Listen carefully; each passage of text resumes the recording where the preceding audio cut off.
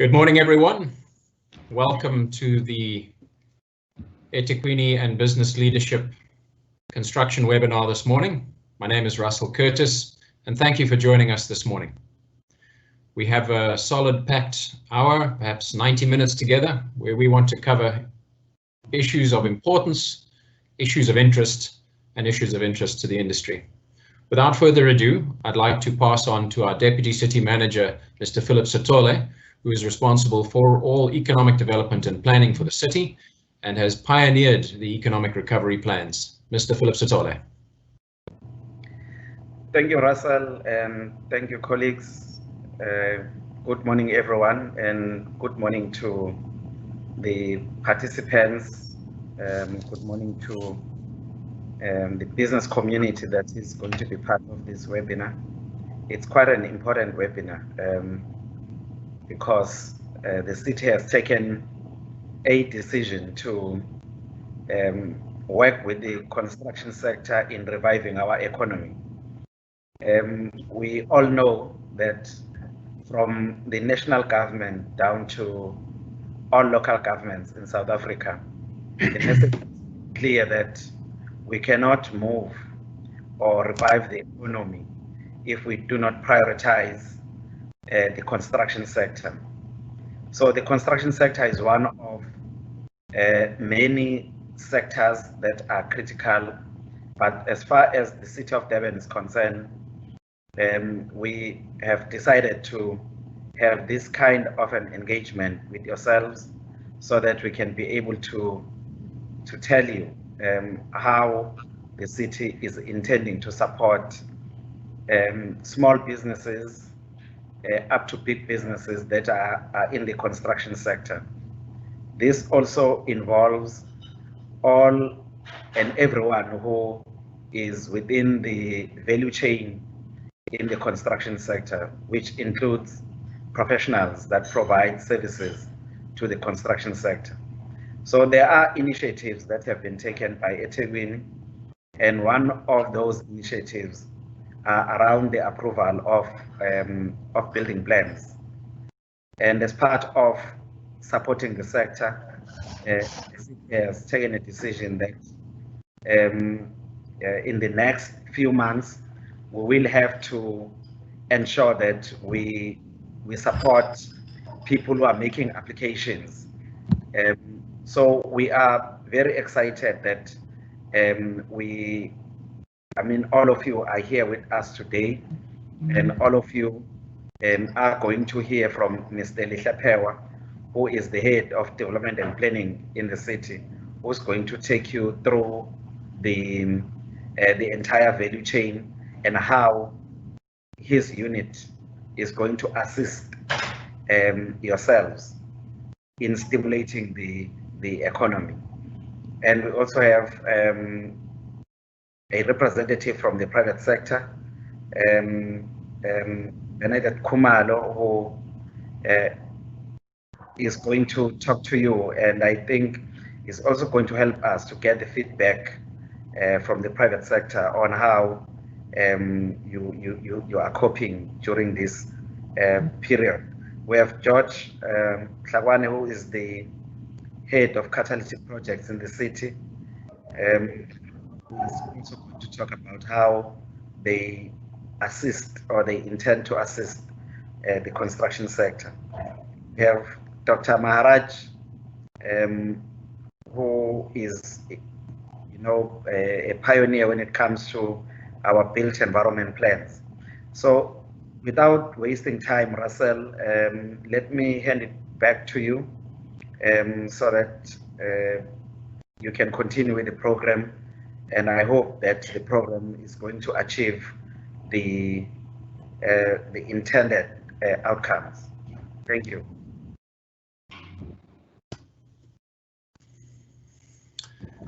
Wonderful. Thank you very much. That was our Deputy City Manager, Mr. Philip Sithole, for all economic development and planning. Thank you, sir, for outlining this morning's agenda and all of the key speakers and topics that we hope to cover. So in essence, audience, construction sector, our aim in the partnership this morning was to try to increase business confidence levels. We understand they're difficult now, but we also want to leave this webinar letting you know that we're aware of the issues, we're working on the issues, and we have a high degree of confidence that if we stick together and solve together, we can. And so we hope to address a number of the private sector issues this morning that have been raised in the questions that have come through in the lead up. Please bear in mind, not all of those answers can come from government. Not all of those solutions can come from government. And so we're also hoping that from today and in the days going forward, one of the outcomes will be what can the private sector do together to support each other, to partner with each other. And then collectively, our aim is to increase the amount of assistance for the construction sector. And we hope at the end of it, you will see that increased amount of assistance coming from EThekwini Municipality, but also from its different units and from business bodies like SAPOA, because as was outlined, the construction sector is absolutely critical for us all. As we know, this comes against the backdrop of COVID. And that's all of why most of our businesses have tried to switch to this digital platform. But we're acutely aware that construction can't take place on a computer. And so we need to do a lot more to help the construction and infrastructure spaces in more practical and tangible ways out there in the field, as it were. So without further ado, I'm going to hand over in a few seconds to the Head of Development Planning and Environment, Mr. Lihle Phewa. He's going to take you through his unit's very intensive work over these last couple of months of lockdown. And no, we weren't all just relaxing at home. As you'll see from the end of his presentation, there's been intensive work done by his unit and other units to improve the practical assistance and speed up the channels and unblock the blockages. So if you can allow me to please introduce Mr. Lihle Phewa, Head of Development and Planning, for his main presentation, which will provide you with that practical assistance I know all developers are looking for. Thank you. Over to you, Lihle. Thank you, Program Director. Good morning, ladies and gentlemen. My name is Lihle Phewa, and my task this morning is just to give you an overview of some of the interventions that we have been working on and are still working on some of those, to make sure that the economy from a construction sector point of view is indeed stimulated going forward. Next slide.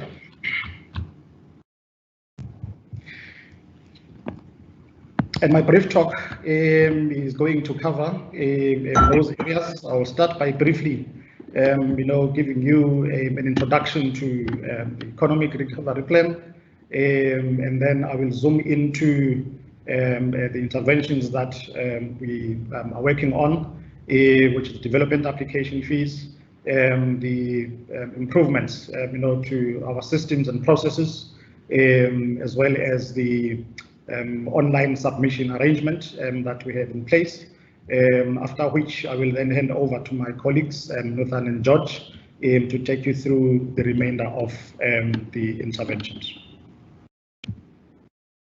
Next slide.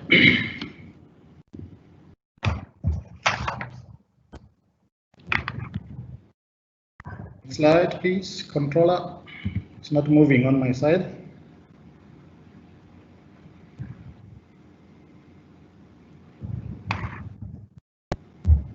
Thank you.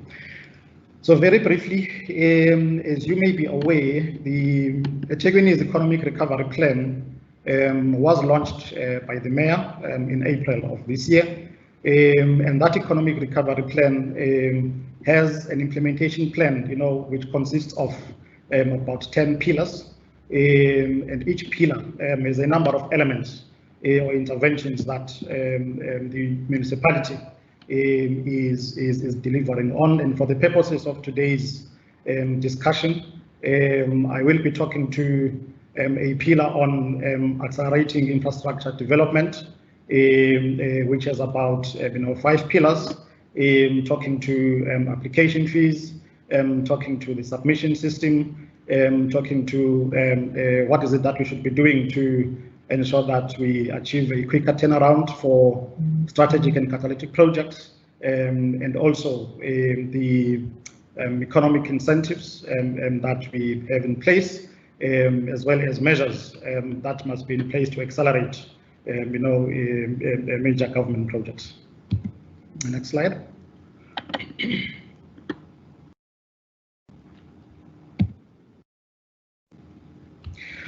Now, starting with the intervention on the development application fees, as I've already mentioned, this is one of the key interventions of the Economic Recovery Plan, and the council meeting at its meeting on the 4th of June, resolved to waive development application fees effective, 1st of July 2020 until the 30th of June 2021. So this is a 12-month relief that we are affording the sector.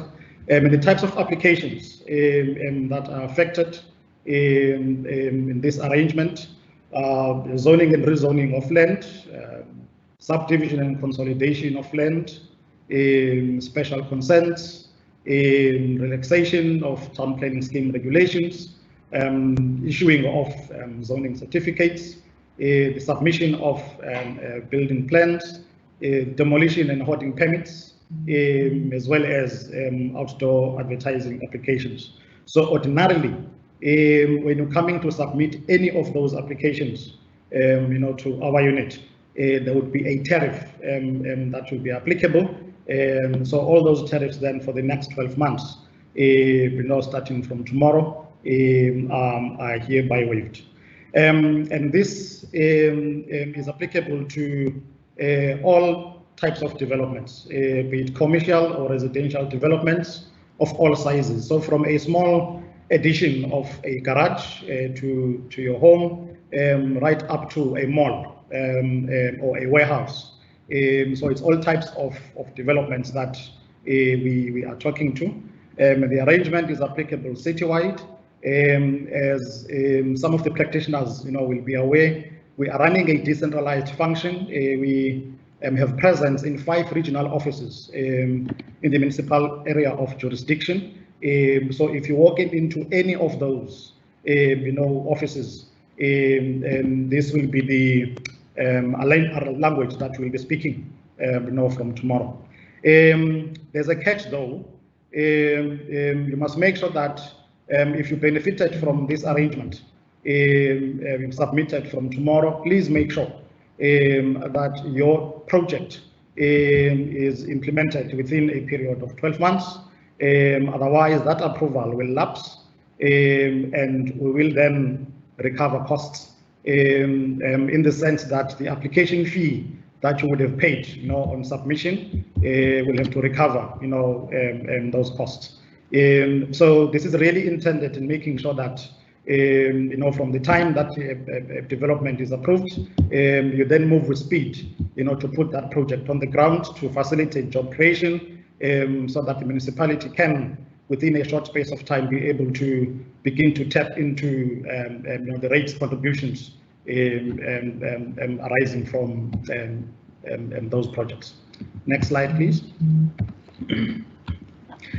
Now, on the system improvements, this has been and will continue to be an area of ongoing improvement to make sure that in our system there are efficiencies, things are able to move quicker, to make sure that there's accountability in the system, things don't just sit in people's desks, to make sure that there's certainty in the system. When you submit, what is expected, how long it's going to take, and so on and so on, and to make sure that there's reliability in the system. So those are the main pillars that we have been working on and are still working on some of those going forward. And this work has been underway from 3 years ago, but now we're at a stage where we're beginning to see results. We have done a lot of work in making sure that our workflow processes are reviewed to make sure that we move quicker towards automation of all our processes, to make sure that this work is linked to employees' individual performance plans, to bring about accountability that we're looking for, and also to make sure that as we do this, we don't leave the customer behind. We also respond to the customer needs. Next slide, please.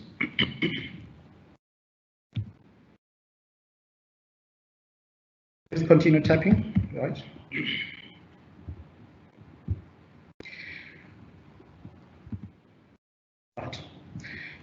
Just to quickly park this at the back of your mind, please do understand that a building plan decision making process, involves a number of specialist inputs, within the municipality.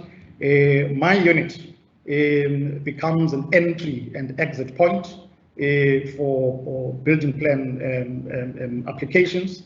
When that application comes to us, we are then bound to do circulation for specialist inputs. We circulate to no less than 7 other departments, which are not necessarily within our unit.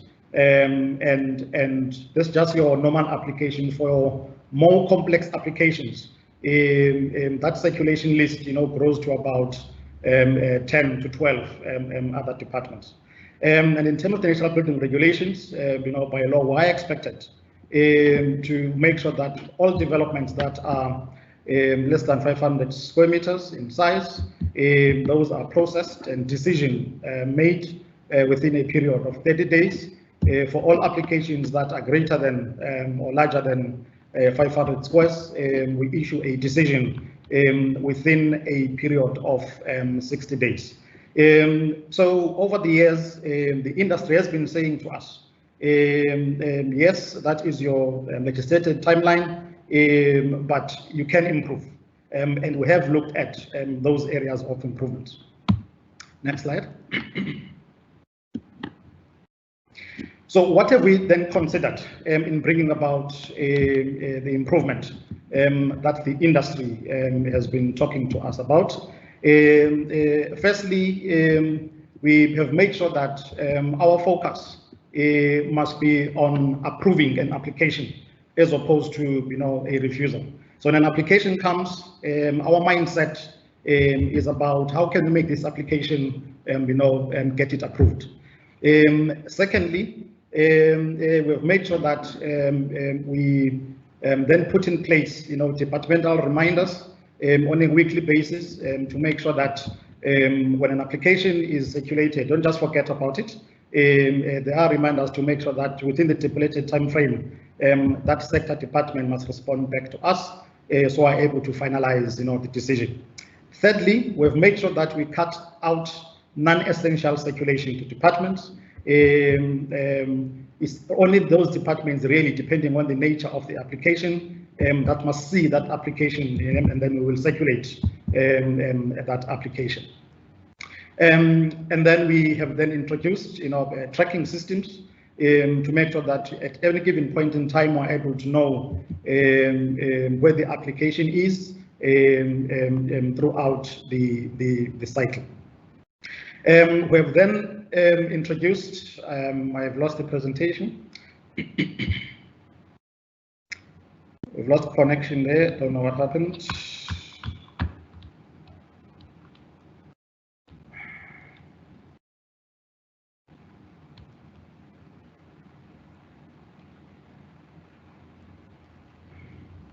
Okay, we'll continue. We have then make sure that we introduce an email response system to our customers, so that you get to know about a decision that is made electronically. Also, we have made sure that we project manage applications. In other words, we make sure that those applications are monitored on a daily basis and throughout the system to make sure that there are no unnecessary delays. Where there are bottlenecks, those are picked up and facilitated timelessly. We've also ensured that in the workflow process, we've reduced the number of steps that an application has to go through. And the focus really has been to make sure that we have a very simple process, and also making sure that we don't compromise on quality in the system, and to make sure that our customer needs are obviously not forgotten about. The industry, to be more specific, in the survey that we did, have asked us to have the turnaround time, to 15 days for smaller applications and to 30 days for larger applications. And we have performed well. I will show you the results shortly.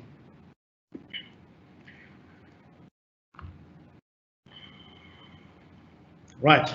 So having implemented all those improvements, we've then been able to move in 2018 to a very lengthy, complicated workflow process to this.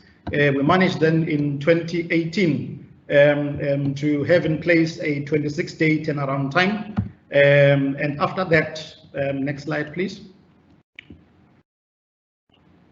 And after that, during last year, course of last year, we've been able to then have a turnaround time of 16 days overall. This is for all types of applications, whether it's a small application or a large application. That the timelines that we've been able to achieve by making sure that in the circulation process, we do all those things that I mentioned to make sure that we cut the unnecessary fat, in the system. So this is what we have currently as a turnaround time. We want to improve this further, going forward, and starting from the next financial year, we'll be looking at further areas of improvement, in this system. Next slide, please.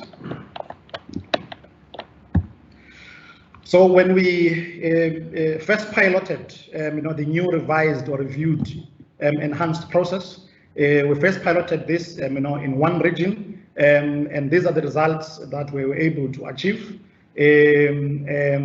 We managed to move in the old system from 24 and 39 days, depending on the size of the application, to now an average of between 8 and 16 days. And this, ladies and gentlemen, is in the unit's performance plan. We are reporting on this as part of our SDBIP, and evidence is there to demonstrate that. So since last year, then we've been rolling out this new revised process to all the regions. The last region being the central region in the Durban office, where this new process was introduced in February, just before lockdown. So if you go to any of our offices at this point, your application will then be subjected to a new revised enhanced process, and these are the timelines that you should expect. Next slide, please. So the results then, as you can see there, if you take an average time taken for 3 months, comparatively speaking, if you look at Q1 of 2019 compared to 2020, on the extreme right, for all types of applications, whether it's refusals or approvals, we've moved from an average turnaround time of 11 days to about 10 days. So at the moment, this is what we have, and as I've already mentioned, we're looking at improving on this system further into the future. Next slide, please. So getting into the third area then of our interventions, which is around automation. We are looking at a phased implementation of introduction of automation, of all our processes. And phase 1 of that already was deployed, from the 1st of June 2020. And that phase 1 really entails making sure that we introduce a web-based customer interface portal through the council's web. So from the 1st of June, our customers have been able to make submissions through to us, through this portal. Through this, we are able to upload inquiry forms, we are able to upload plans and all the associated documents for our processing. The submission requirements, from a norms and standards point of view, have not changed. You still need to be a registered professional to submit an application to us. You still need to make sure that your application meets, all the requirements of our checklist. So the norms and standards have not changed. We do have checks and balances in place as part of this phase 1 intervention to make sure that there's no temptation for people to do funny things. And customers are allowed up to 1 gigabyte per upload, which is a lot of information. So a lot of applications will then be able to upload it based on that size. And all the hard copy applications that were in the system before lockdown, we are finalizing the back scanning of all those into this same portal, so they can then be able to be processed and finalized electronically, and we'll be issuing decisions on all those applications electronically back to customers. And then we are starting preparations then now to move to phase 2 of our automation intervention, and it will be a complete automation of all our processes, ranging from land use rights, end-to-end process, the construction permit, end-to-end, and to make sure that there's integration with enforcement and other areas of our work that rely on information submitted upfront as part of the applications for us to be able to do other things that we have to do should the need arise. Phase 2 enhancement will also involve an escalation feature to make sure that all the supervisors in the system are able to pick up when things are not moving, and be able to pick up when things are taking longer than necessary, and then for the necessary interventions to be in place to unblock and so on. The other enhancement on phase 2, there's going to be intelligent reporting built into the system to make sure that all the reports and statistics that we have to provide to Stats SA, to COCTA, for performance and so on, that you're able to get those reports at the press of a button. And there will also be further security enhancements that we'll be introducing as part of phase 2. If everything goes according to plan, we should be ready to move to phase 2 implementation by the end of September 2020. Next slide, please.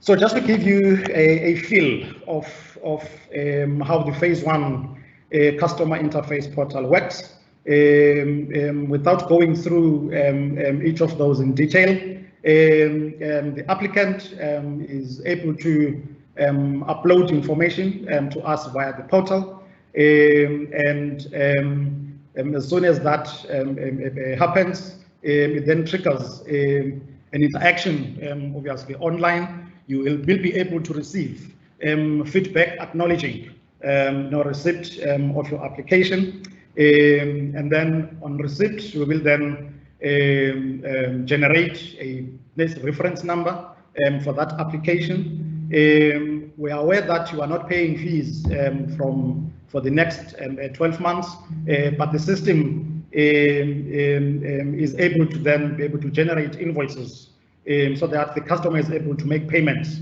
via RMS system without you having to come to our offices.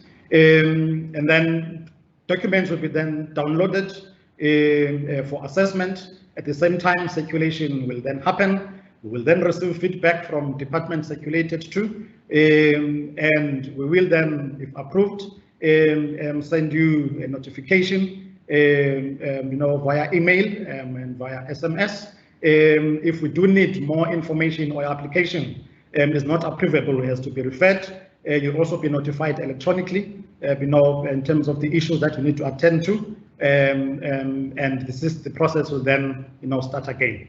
So at a very high level, that's how that customer interface, system operates. Next slide, please. So the next steps that we are looking at, as part of further improvements, we want to introduce, interdepartmental SLAs, so that we're able to hold each other accountable.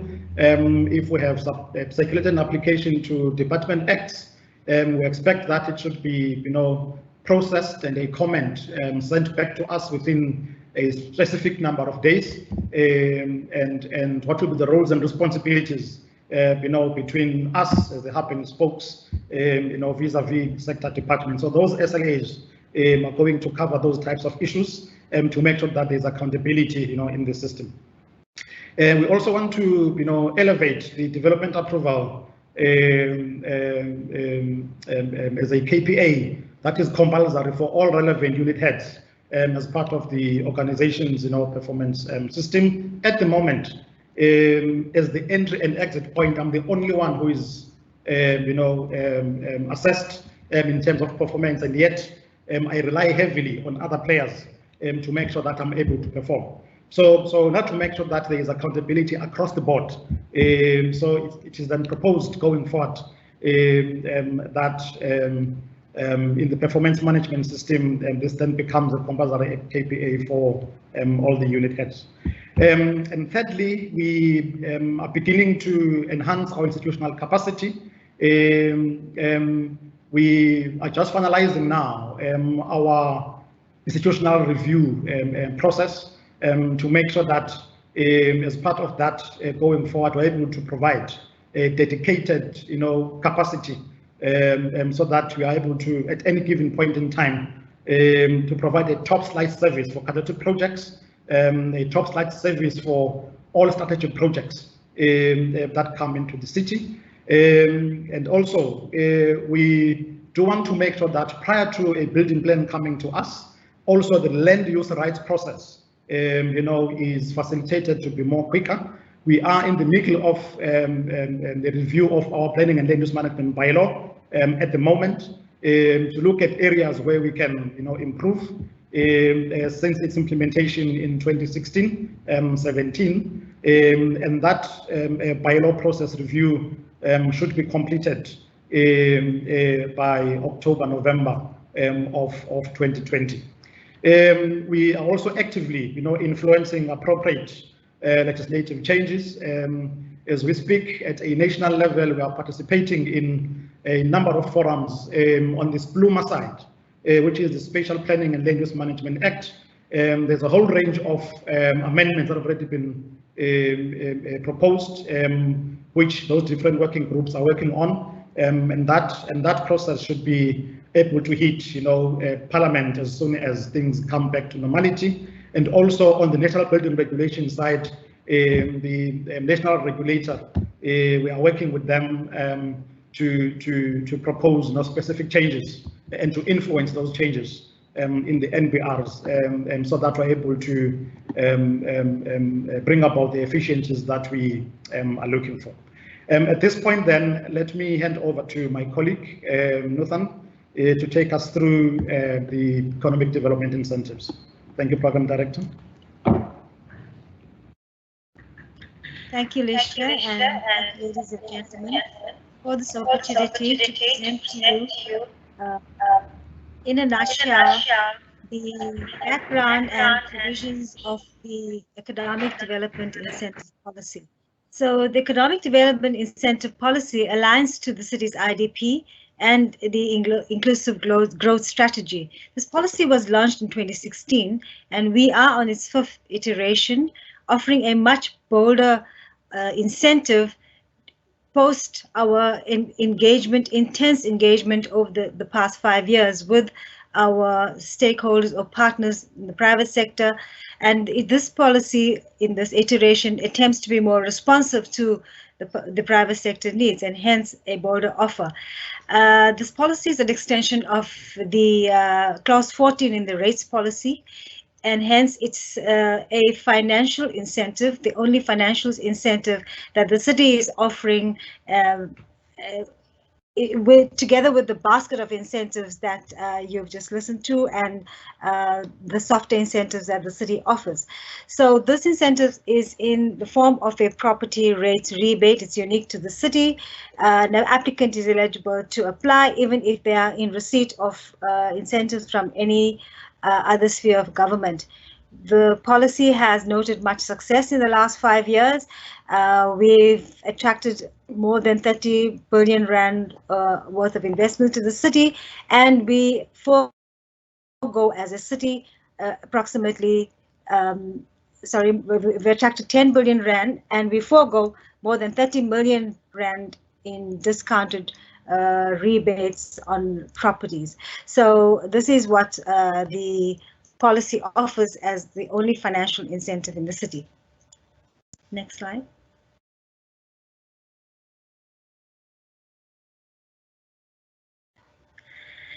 So the rationale and purpose of this policy aligns to the vision of the city to become a more competitive city and to be more responsive to our stakeholders. This policy then aims to create a more investor-friendly environment, to encourage urban regeneration. We have this in this iteration of the policy, a bespoke inner city incentive, as well as an attempt in this policy to be more inclusive, to stimulate local employment and local procurement. So in a nutshell, the policy seeks to create a more enabling environment to achieve the key outcome of enhancing the ease of doing business and reducing the cost of doing business in the city. So can I move to the next slide, please?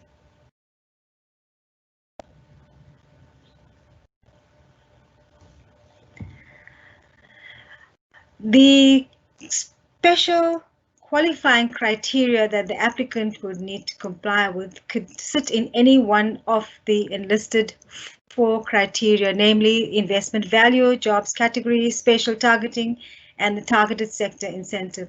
An applicant may qualify in one or all of these criteria, specific criteria, and that if one qualifies in more than one of these categories, the percentages that you see here will be aggregated, and that will be the incentive that will be offered over a 3-year period, either during construction or post-construction. You would note that we have the percentages broken down into based on the investment value, as and throughout these 4 categories, there are options of different percentages, which makes this policy inclusive, which means that all small, medium, and large businesses across the spectrum of development and the industrialists that invest in the city may qualify for an incentive through this policy. I want to highlight that this year we have a jobs category, which is one of our key economic outcomes. The job category is also based on the number of jobs that the new investment creates, and these new investment, ladies and gentlemen, refers to commercial or industrial investments, as well as mixed use developments in the city. It excludes residential. So in order to activate the local economy and to encourage manufacturing and economic growth, to encourage export in the city, given that we are a port city, our focus is on commercial, industrial, and mixed use types of development. We also have the social targeted incentive, which is a further 20% if the business or the new development is located within these specific spatial priority areas. And that includes the inner city, the TOD nodes, the secondary nodes, and the former township areas. In addition to this, we have a bespoke inner city and densification zone incentive that would would allow the applicant to merge their investment values, because we find that within the inner city there are smaller erfs or properties that are dispersed, and developers who engage in refurbishment and redevelopment to regenerate the inner city then will qualify for a maximum percentage if their investment values are merged. Similarly, for the jobs category, we're also offering the inner city and the densification zone the opportunity to qualify for a 3-year incentive and to apply for a further 2-year following a particular process. So the spatial targeting is also an attempt to be more inclusive in the city and to promote inner city regeneration. The targeted sector incentive, which you would notice is maximum of 40%, is actually to give more impetus to our tradable sectors, to encourage manufacturing within the city, and because we believe that these industrialists and commercial developments create the jobs within the city, and then we want to promote employment within the city. And this targeted sector incentive also includes the smaller industrialists who may be a tenant, and the policy then requires the beneficiary, who is a landowner, to transfer that benefit to the tenant, which translates to a tenant paying lesser lease or rental on his property. So, ladies and gentlemen, our attempt as a city is to be inclusive and to be transparent and to allow the local entrepreneurs to grow within the city. Next slide, thank you. So our implementing departments or sister departments within the city that support this policy include, as you would see, the Invest Durban, Economic Development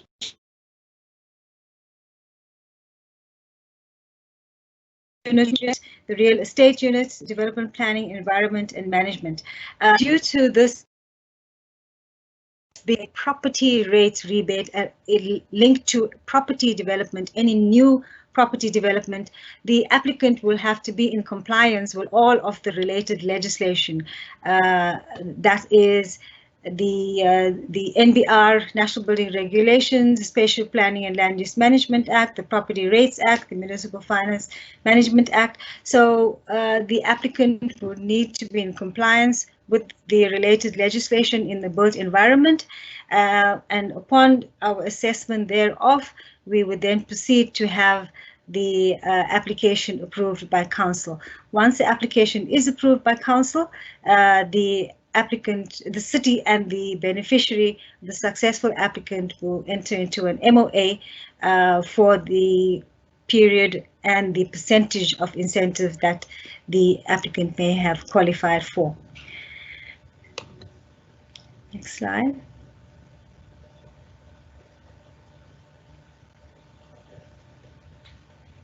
Next slide, thank you. So if this is the last slide, colleagues, thank you. This is the policy in a nutshell. The policy document as well as the application form will be available on the EThekwini website on the 1st of July. And we encourage you to mail any queries through to us. My email address is available on the website as well. And the Economic Development Unit is currently the custodian of this policy, and we will we welcome your application. Thank you. Excellent, great. Thank you very much, Dr. Nuthan Maharaj from the city's Policy, Strategy, Innovation and Research Department. So we trust that you will see this as a significantly upgraded incentive, which we are putting together and pushing as part of the EThekwini Economic Recovery Plan. Without further ado, I'm now going to hand across to my colleague George, who runs the Catalytic Projects Unit for the city.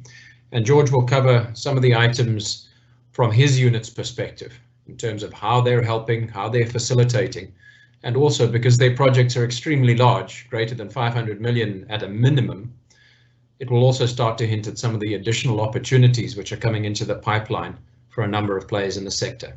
So if I can hand across to George, please.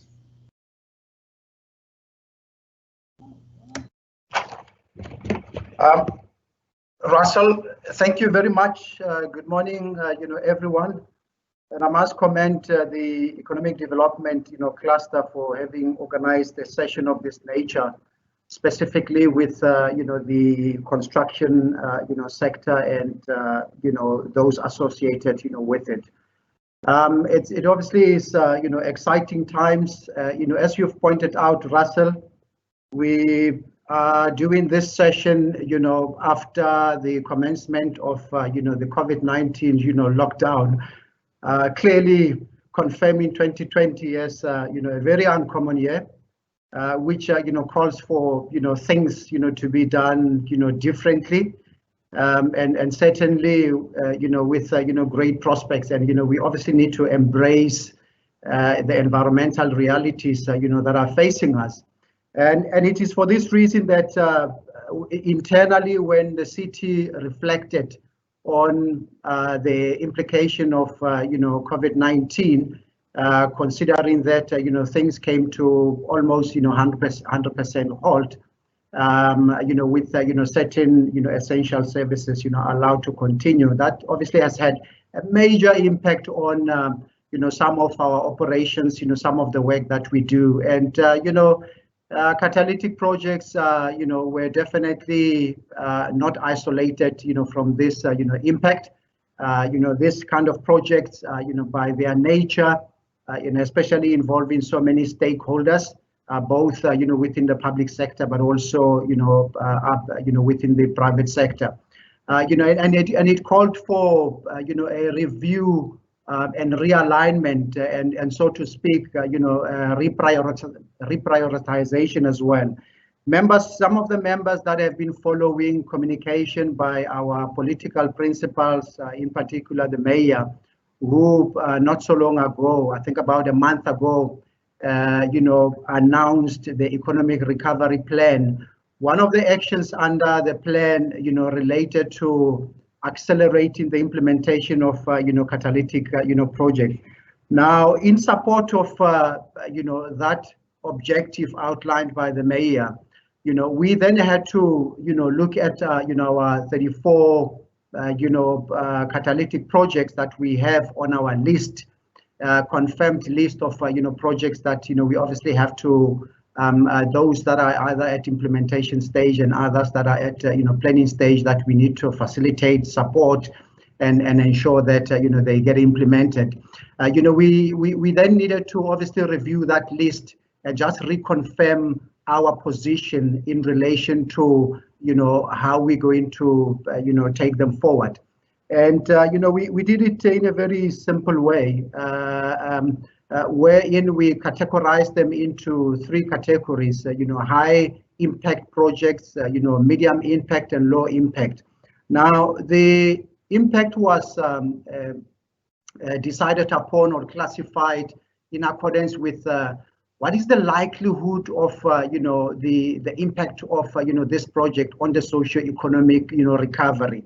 And this typically would look at, various dimensions, job retention, job creation, promoting economic activities, bringing life, into an area. I mean, this project, obviously, there are large scale, special, major and strategic projects, which, obviously spatially will cover a wider, area and involve quite a number of, stakeholders, as well as, disciplines and so on. And therefore, it was important to make sure that, we look at, this basket of, issues, in terms of, assessing, the categorization of the projects. What also was an important, element, related to the implementation readiness, meaning, if we classify you as high impact, then, and there's a high chance that, you would have, a high impact on the socio-economic recovery. We also needed to look at, how quickly can we be able to do this, what could be, the shortest, payback period, or, return on, investment that is being made. Because clearly those where we will get, return much earlier will receive, a higher priority than, those that, it will take a number of years, before we could be able to enjoy the benefits, from this project, but without necessarily, ignoring them as well, because it's also an issue of, 80-20 principle, where you want to really make sure that you focus on the 20, that will have, an 80%, impact. As part of, this, we then, developed a cost benefit, model that we have to make sure that, we utilize in analyzing, how these projects, are really going to, have, real and visible impact in terms of, the assumptions, that have been made, so that then it makes it easier for, our, political principals as well as, executive leadership to come to an informed decision about giving a commitment to a project or not, because we need to be clear that was at the beginning of the project, there would be cash outflow where you spend money to roll out infrastructure, getting the land ready, putting the top structure, once you've got the foundation, done. And after some time, you then start, as portions of that, land gets ready, you then would start, receiving an income through either consumption of utilities or, property rates. And, obviously that will then give you an indication of, at what point you're going to reach, break-even point. And of course, beyond that point, then, whatever then that comes into the city, it could then be made available for other, purposes or, reinvestment. Now, with, this in mind, clearly then that called for, it also calls for, certain, key success factors, that need to be addressed. Now, what you have on the slide, that's been projected, it's basically the outcome of, this process. Now, as we know that, the T-bone, structure of, eThekwini, has been divided into, 4 regions. Now along the west region, which is, typically your warehousing, logistics, transport, corridor, the N3, we have, 3 key, projects that are an anchor, along that corridor. And we have, Cato Ridge, Keystone, and Jongweni. And these 3 collectively, as a city, we're looking at them to make sure that, we obviously work with, the private sector. And obviously the 3 are private sector led, but, there's a major contribution that's required from the city. And they are at different stages. Cato Ridge, we've seen live there. Keystone, there's already live on the ground. Jongweni, not started, as yet, but at an advanced stage. But these 3 collectively, we're looking at them to make sure that, they catalyze, this corridor to the point that, when you look at the route, between Durban and Pietermaritzburg, that space, would obviously be developed to an extent that, when you're driving through all the way, you're just seeing, structures, and you're seeing a lot of economic activities, because this is the only way to make sure that, this, areas where we are localizing implementation of projects, there is life that's brought to them, so that, communities there, can be self-sufficient and so on. And then the second, region, the south, you would see that there's Auto Supply Park, which is, a provincial government, project.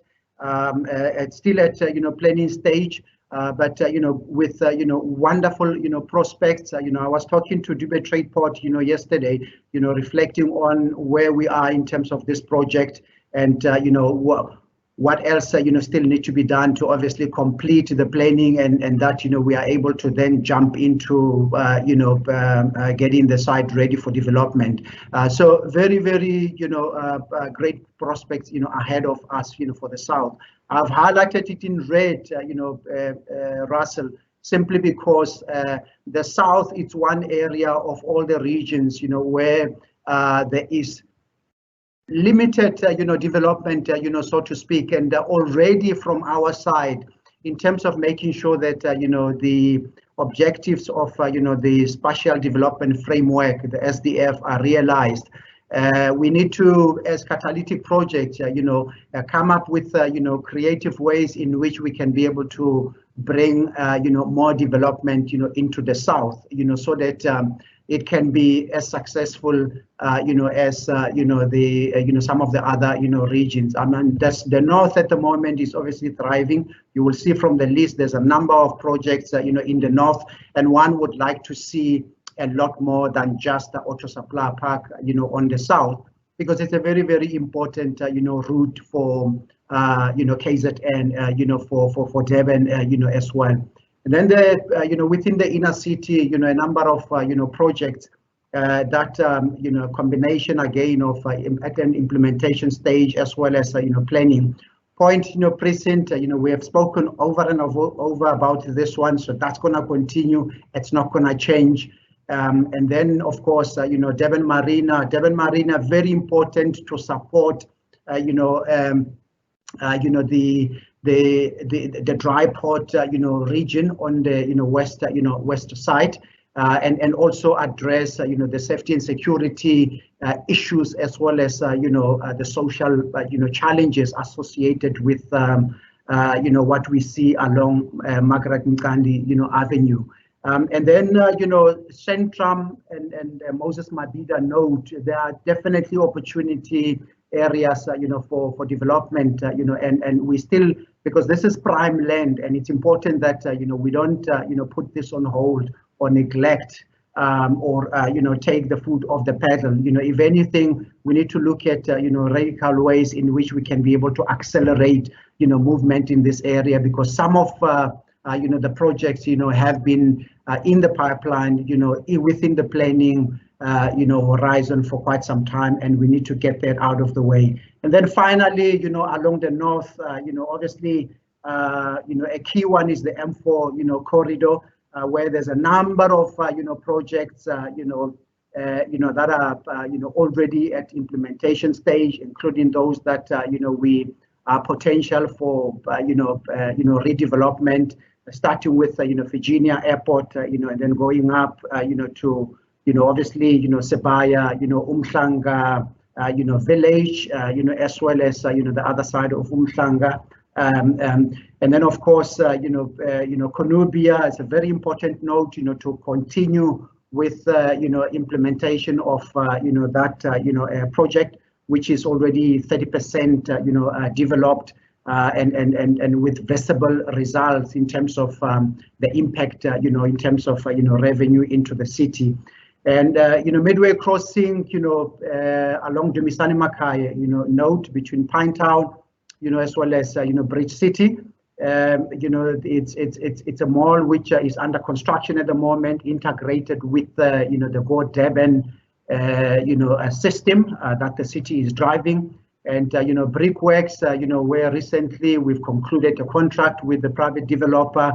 We're going through a procurement process now, to commence with part of our contribution, and likewise, the private sector, is already at an advanced stage, to obviously, continue with this. And finally, the Aerotropolis, area, around, the airport, King Shaka Airport.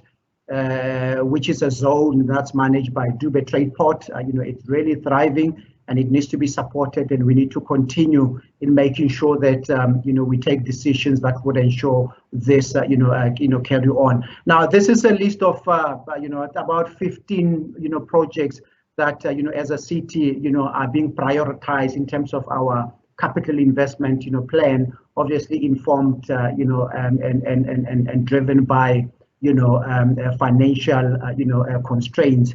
And in terms of the key success factors, for us to be able to achieve the goals that has been set, clearly a partnership approach, it's fundamental, and I think it's even become far more relevant now, and it's categorized into two. One, internally, we need to look at transversal management. With Lihle's presentation earlier, he spoke about if you look at approvals of building plans, they're highly dependent on there was a range of about 7 to 12 stakeholders where you would need their okay before he's able to approve the application, and it means then therefore we need to function as a well-oiled machine as a city. Currently there are some challenges that we obviously have to get around to make sure that we maximize the impact, because if we don't function like a well-oiled machine, we obviously are losing an opportunity. And with this uncommon year with uncommon challenges, whatever solutions and the way we've been doing things in the past, would not be adequate to address the challenges going forward. And obviously then closer collaboration with external stakeholders that's informed by the setting of very clear targets, and not just a generic commitment, so that as we enter the relationship, it's very clear as to what is the exact contribution and what we are all working towards, so that then that becomes our KPI that we utilize to measure whether we've actually been able to achieve what we said we will accomplish based on the outcome expected. And the second one is about having to optimize and finding a nice balance between a developmental approach as well as compliance. It's having worked for both sectors, the private sector and government. One has learned that government is a highly regulated environment, and for good reasons. But and with these regulations, obviously, we need to, for maintenance of good governance, we need to comply. But at the same time, we also talk about a developmental state, and sometimes there's a conflict between the two, and clearly this is something that we obviously need to accept, and that's why policies that we have, bylaws and so on, it's always important that we keep going back to, so that we can look at how do we enhance them so that we can make things user friendly. I mean, during the last SONA, the president made a commitment about the period that it takes to complete an EIA process, for a WULA to be issued. And these are very important, as much as they are compliance, but understanding that we have a developmental approach, it's important that, we issues of efficiency and effectiveness, are brought in. And obviously that affects your in the main planning approvals, and with the kind of projects that one is managing, it talks to at a program level and an precinct level, and obviously at the site level, and it involving the some of the details which Lihle has covered. And I'm not gonna talk to that, and some of the developers who probably are part of this webinar would also comment that it's a struggle to get A and B certificates. It's a struggle to get approval for the traffic impact study, etc., etc. And these are real issues that we need to get out of the way, so that in the end, we have something that really works for all of us, and we can be proud of what we are able to and have been able to achieve. Infrastructure rollout would also be a very key success factor. The sector plans from either water and sanitation or electricity, has to be able to talk to, or human settlement for that matter.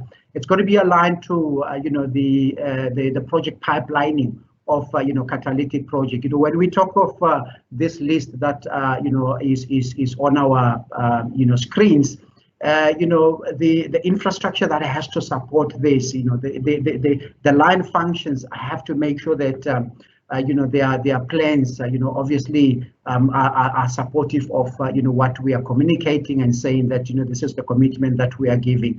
And this is a process that we are obviously with time, refining to make sure that we optimize them, and because there have been challenges, and even up to now, and there are still challenges, and we need to get around them. And finally, it's the issue of in terms of commitment, especially on matters relating to transformation and inclusivity. And here it calls for having to think beyond the traditional way of looking at these aspects. We sometimes talk of RET, we talk of job creation, but even with job creation, I think we need to take it a step further and ask ourselves, but what kind of jobs are we talking about? Because this is with this uncommon period that we are going through, with the fourth industrial revolution, it really calls for us utilizing and doing things today that will help us to prepare for what tomorrow will bring. And for that would mean that if there are specific skills that we need to prioritize as part of the job creation rollout, it's important that we look at the kind of jobs that we are targeting, so that we can be satisfied that this is really where we would need to go, and we look at issues that would ensure that in the end it all comes down to sustainability and creating that sense of environment that obviously is just going to continue growing and improving. Chair, I think let me pause at this point. Some of the points that I may not have covered, I take it that maybe we can cover them during the Q&A session, so that I don't steal more time from that. Thank you, Chair. Awesome, great. Thanks very much. So that was George from our Catalytic Projects Unit. So colleagues, friends, investors, developers, audience members, I'm fully aware it's been an hour now, so possibly like drinking from a fire hose. We're, as government, been giving you a lot of information on our economic recovery plan, the outline of the town planning and environment system, the improvements, the timelines, our improved economic rates rebate incentive, and the Catalytic Projects team's facilitation and work, and their very many projects. And that was only 13 projects of the 34 that are in there. So we're, in the interest of time, only able to touch on some of the very few interesting and exciting elements of opportunity. So I'm now going to bring in our speaker and respondent from the private sector, and that is Ms. Bernadette Khumalo. Bernadette is the CEO of Rokwil Civils, so she is at the coalface of what it takes for property development, property investment, converting it from raw ground into those beautiful top structures that we drive past. Bernadette is also the provincial chair for SAPOA. SAPOA is the South African Property Owners Association, the apex industry body for property owners, developers, owners and operators. And so I encourage you to take a deep breath, loosen up, recover from all of our government information, and now prepare yourself to hear some of the hard-hitting, honest insights from the private sector, whom we are in a close partnership with SAPOA. Bernadette, across to you. Thank you. Thank you, Russell. Good morning, colleagues, and I will not take much of your time, because I know what's important for the people attending this webinar is the questions that they've sent through. So we really do, as a private sector, we really do appreciate the initiatives that have been shared right now. And I think the most important thing is the implementation thereof, because as you would understand, even before COVID started, the sector was suffering. As you would know, big construction companies had gone down, like your group fives. So we really have to do things differently now. And as we had been in collaboration with the municipality, pockets of the municipality are excellent. However, as a business, we need speed of doing business, and to transfer that speed of doing business to other departments as well. Because what we have seen as a sector, we have 5 things that we want to concentrate on, which is economic stabilization, job creation, job stabilization, and also business opportunities to SMMEs. And how do we then achieve that through the collaboration with the municipality? That is through the speed of doing business. Like we've been speaking about the dry port since I was still at varsity, and the dry port still has not happened. The removal of red tape, there's so much red tape, and as a developer on site and at the heat of things, the amount of red tape that you have to go through is beyond. As well as if you're in the construction sector, because not only do I wear development hat, I also wear the construction sector, the amount of tenders that come out and that are cancelled, or the amount of time it takes for the tenders to be awarded, is not realistic for business to survive. Because if you look at the private sector, if a JT Ross or a Growth Point takes out a tender, within a month it's awarded. However, in the municipality, how do you expect SMMEs to survive if in the municipality, after a year, the tender still has not been awarded? And I think there's also another factor that we don't look at, which is a serious factor. A rate issue is a serious factor that none of us have looked at, which I'm glad that Nathan raised it, that there will be now rate rebates. However, when the land converts from one use to another and the developer is still developing, and I can speak on Keystone because I'm in the forefront of Keystone, while we're developing and there's other buildings, then the rates are charged all over the development as if it's one use. How do you then encourage development in such an environment?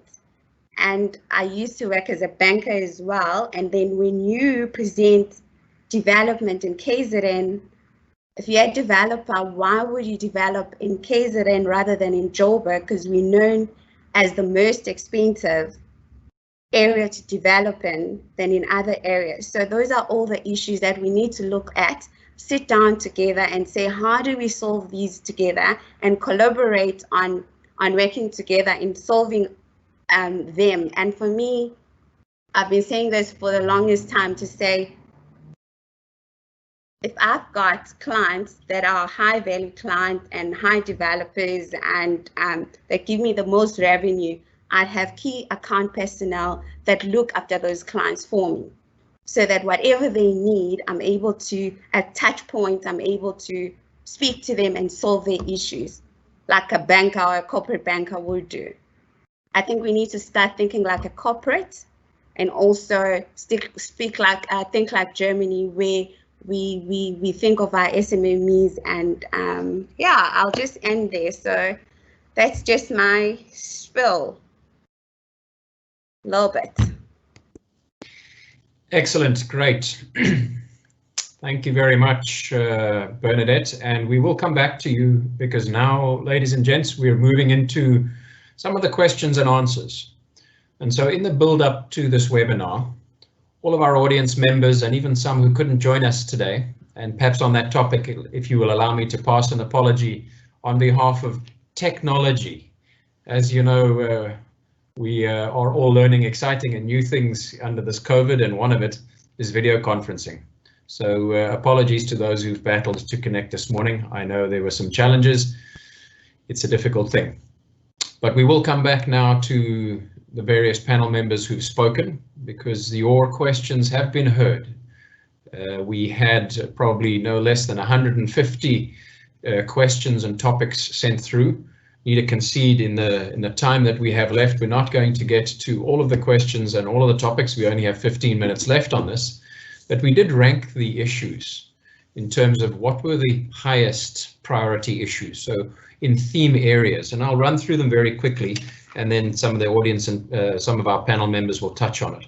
So some of the highest thematic areas for questions were around transformation and inclusion. They were around supplier development and potential improvements to incubation of suppliers. They were around issues of environment and planning. And we've seen a lot of the environmental and planning improvements coming through in Lihle's presentation.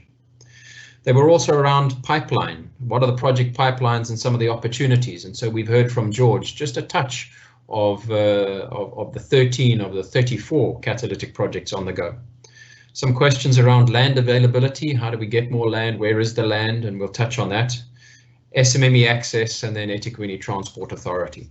So if I could kick off the Q&A perhaps by coming back to you, Bernadette, to speak a little bit around how you see the transformation and inclusion issue from the business perspective, and feel free to lend that into supplier development and incubation if you see the theme coming through there. Across to you, Bernadette.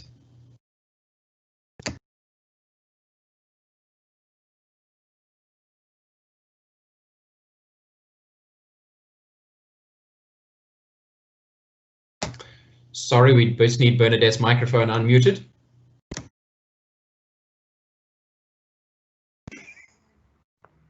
I think transformation, yes, in the property sector, we have a long way of getting transformation right. However, the companies that have gotten it right, they've done it perfectly, and we can learn quite a few things from them. And it is quite important to do it. So we as a company believe in transformation, and we do it religiously. So there are a few things that I can share with my colleagues that we do in terms of supplier development as well. With every company that we employ, we measure their growth in terms of grading after we've worked with them, as well as what we've noticed is a lot of companies have got the technical know-how. However, it's not just on only giving them business that it helps them. You also have to give them some skills in terms of cash flow management, billing, as well as business acumen, because that's where we've found that most SMMEs fail, because they've got the technical know-how, but their businesses are not sustainable because they don't have the other skill. Where we believe that that's where the government can help a lot more by providing some of those skills to SMMEs, as well as a lot of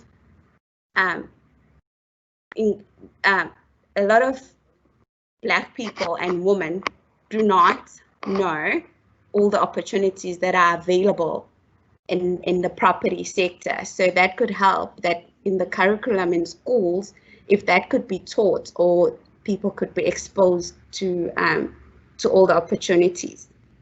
Because when people speak of construction, they only just think of building, when there's so much more.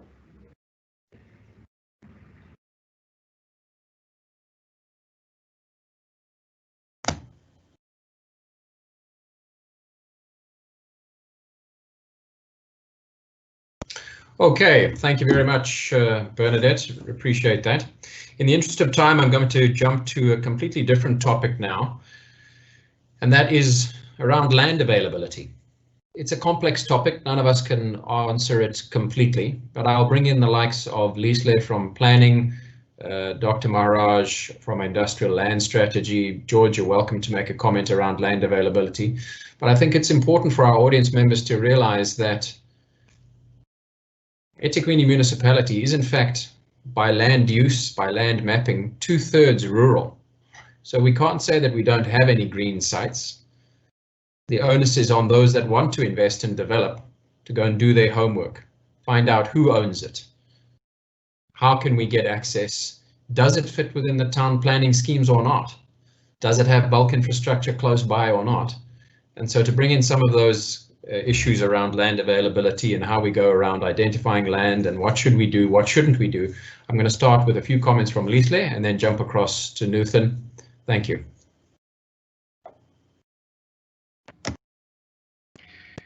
Yes, thanks, Russell.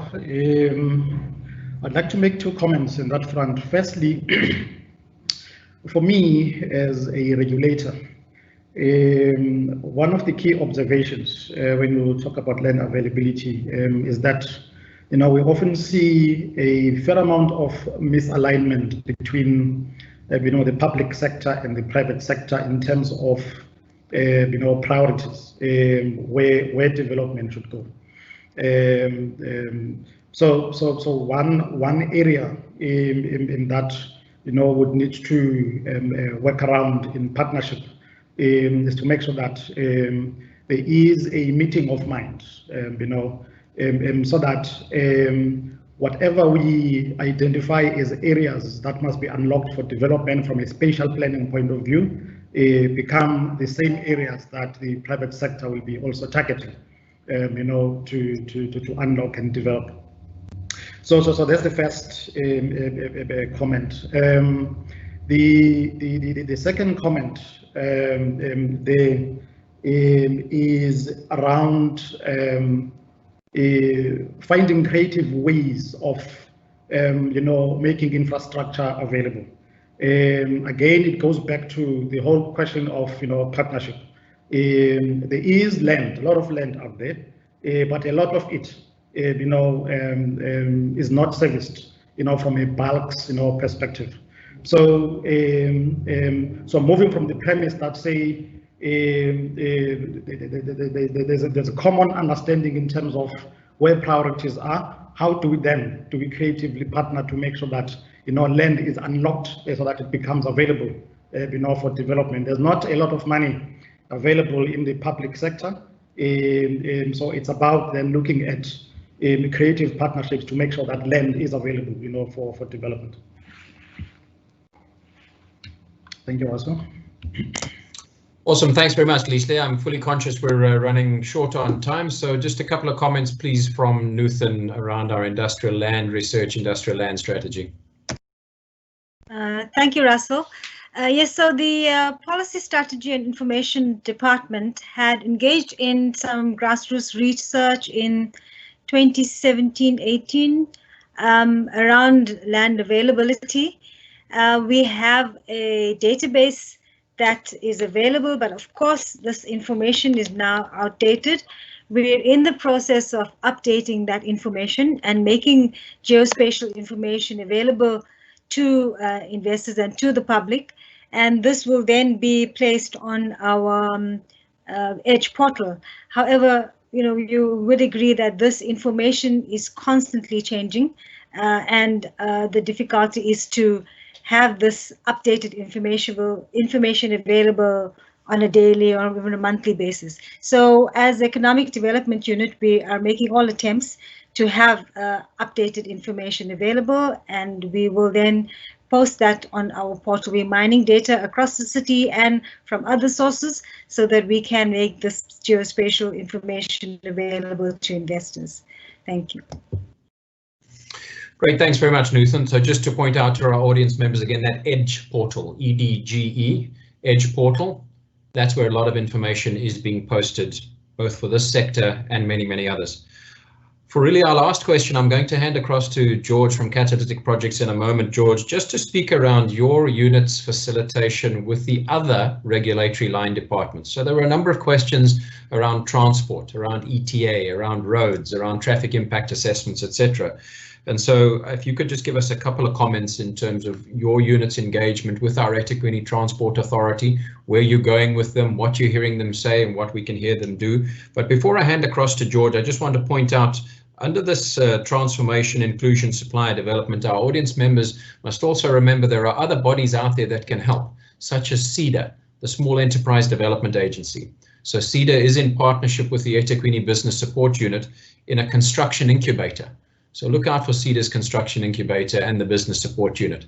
Without further ado, across to George to just talk a little bit more around his experience with the likes of our Transport Authority and what they're trying to do together in that balance between regulation and facilitation.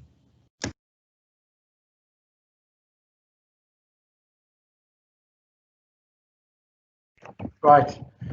Yeah, Russell, thanks a lot for that. Just to say that, part of the answer to the question has already been provided or covered by, Lihle in his presentation, where he recognized, the role of, the various, role players, internally of, government, because it's not only the city, the province plays a role, from, for EIA, and then we have, national also dealing with things like Act 70 of 70, including, WULA. Now, what is very key is that, we went through a process of looking at, the entire, value chain of, the planning approval, as well as, project implementation. And as I've pointed out, earlier, broken down into, at a program level, where you then look at, the entire, piece of land that you're looking for, to redevelop, which may, obviously, call for an EIA process. And then, take it down to a precinct level that may then call for, township establishment, looking at your, earthworks plan, et cetera, et cetera. And what came out of that was that, as Lihle pointed out, one of the, critical factors is to make sure that, as part of this value chain process, we outline, the turnaround times, that it takes, for a stage, to move from one, to the next, so that we utilize that, and with the controls that we put in place, they help us to ensure that the overall performance standards, that Lihle mentioned, there is a high degree of being able to achieve them, and that also calls for making sure that there is a good working relationship established with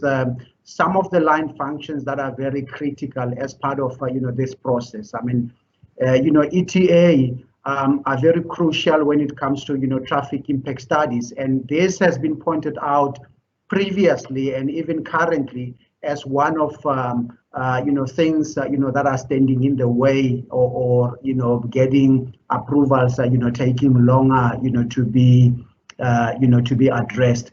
And then, of course, the issue of the issuing of compliance certificates for infrastructure, we call them A and B certificates.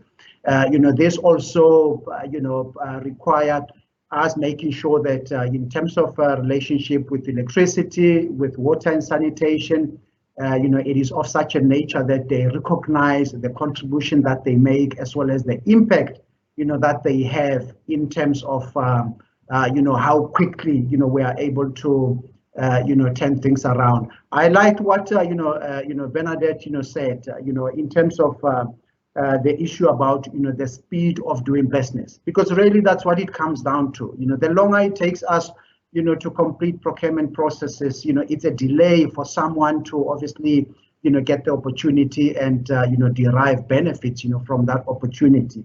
And the longer it takes us to complete planning approvals, potentially it may make us lose some of the investments that may come into the city, because someone may decide, instead of coming here to go elsewhere, because there was a quick decision made. And also you could very easily have loss of appetite or momentum being lost in terms of making sure that a project get driven. So this is one area that we have to master in terms of transversal management internally. One of the things that as a team that we have agreed on, a team of catalytic project unit with my senior program managers, we've agreed that when it comes to projects classified as catalytic projects, we need to babysit them, and we have to ensure that even before the formal planning application gets submitted, that we provide support to the developer. We sit down to do the pre-screening to make sure that based on our understanding of compliance internally, based on the checklist, what are the things that have to be in place, and are they in place, so that we eliminate the to and fro that may happen as a result of perhaps certain things not being addressed, and also facilitating engagement between the line function as well as the the applicant, to make sure that, if there are issues, we're able to, round the table, get those addressed, because sometimes it's actually better, face to face, to address issues.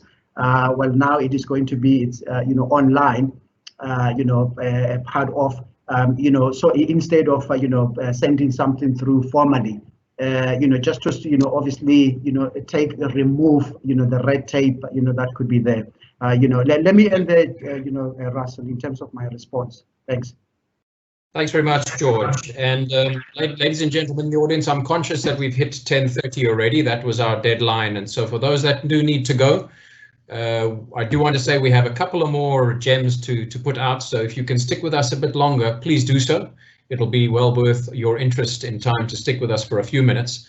But for those who do have to go right now, because we are respectful of business's time, I do want to just start off with a thank you for joining us today. Thank you for logging in, and we hope that the information has been of assistance. To say again, we aren't done yet, so stick around if you can. On the line, we do have Kosi Setole from our business support unit. She isn't one of the panel members, but if Kosi is on the line, she may wish to say a couple of lines on this topic of SMME support and SMME assistance. Kosi, we're very short on time, so if we're going to give you 30 seconds before we round up. Thank you. Good morning, and thank you very much, Russell. My one is on the transformation aspect. I know as a city, we are driving towards making sure that the Black-owned entities, they do participate in the mainstream economy. They have a meaningful participation in construction sector, for example. And we understand that when we talk construction, yes, there is a very slow progression and there's slow development of Black-owned entities. And as a city, yes, we are working and in agreement that there should be more of the incubation facilities that could assist the small businesses to grow and move into the greater CIDB level. So we are in the same tune saying that we want to see opportunities given to the Black entities. We want to also see the incubation programs given to those entities. Thank you very much. Wonderful. Thanks very much, Kosi. So, ladies and gents, that brings us to the summary and closure. So if I can thank our various panel members for all of their valuable inputs and the presentations given, and just to assure our audience, the consolidated PowerPoint presentation will be made available to all of those who did RSVP and register. So you'll be able to go through in much greater time and detail all of the information given in the consolidated PowerPoint today. So we've heard about the EThekwini Economic Recovery Plan. There's 10 pillars to that plan. You've only heard about one of the 10 pillars today. So there are another 9 pillars of recovery still underway. You've heard of the online town planning and environment online system, the improvement in processes, the improvement in the timelines that are coming through in very practical projects. You've heard about our much improved property rates incentive, where you can get up to 100% municipal property rates rebate for a number of years. You've heard from our catalytic projects team in how they're facilitating through all of the regulatory processes, bulk infrastructure processes, and how their projects, which are in the main largely owned by the private sector, are creating a number of opportunities, not just in construction, but in professional services, in material supply, and in many other aspects. So opportunities still coming forward. You've heard some of the issues of your questions and your issues being addressed, whether they're on transformation, land availability, pipeline of opportunities, SMME support, or transport authority. We couldn't address them all, and that's, I think, why we need this stronger partnership together. You'll all recall during the Rugby World Cup that hashtag, stronger together. You're seeing that coming through from the presidency nowadays. You're seeing that coming through from the Premier. You're seeing that coming through from the presidents of the Chambers of Commerce. Now, when we're emerging from this crisis, the only way we are going to be stronger is if we stand a lot closer to each other and help each other a lot more, listen to each other, and work a lot harder with that emphasis on the word together. For those who still have queries and questions around individual projects or your own project, I'd encourage you to engage with your Chambers of Commerce, and there are numerous. There's the Minara Chamber, the Durban Chamber of Commerce, sector bodies like SAPOA, bodies such as the KZN Growth Coalition that are in partnership with business leadership and government leadership, Institute of Directors, NAFCOC, becoming a great partner with us. So I'd encourage you to engage with your organized business bodies, your sector bodies. If your question or query or project challenge is a very specific one, such as environment, you've heard of the Lihle and his team in town planning. We've heard of sectors we've heard of areas from the private sector, which we need to work on. The pockets of excellence, but the need for more speed, stabilization, cutting red tape, bringing projects to market sooner, relooking at our own property rates, rebates, and all of us thinking a lot more entrepreneurially and a lot more commercially. I'd like to end off with the last two opportunities. You would have seen the President launched the Sustainable Infrastructure Symposium, SIDS. So Google SIDS, S-I-D-S. This is a huge pipeline of projects in the private sector, public sector, and PPPs.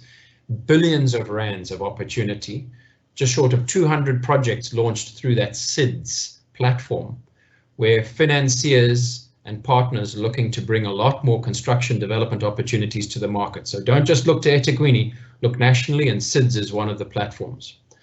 And my last point of opportunity, last point of improving business confidence is to say that National Treasury are there, they're with us. They understand that in your investment as the private sector is what's going to create the jobs and the revenues. And so National Treasury are about to launch a brand new facility, the city's investment, project packaging and support facility. I'm very excited about it personally because it's allowing projects at a much more early concept stage to get support from National Treasury, both financial support and technical professional support.